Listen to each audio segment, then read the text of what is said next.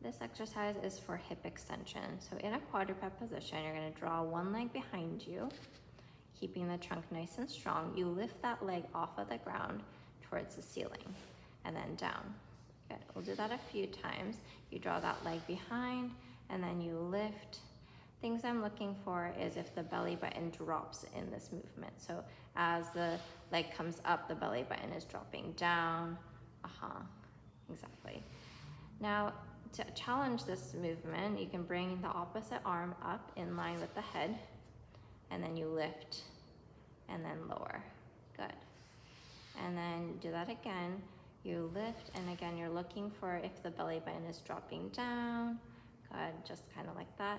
Keeping the trunk strong is what we're trying to go for. Now alternate left and right so that they need to keep the weight in the middle. Good. And then the other side. Good. And relax.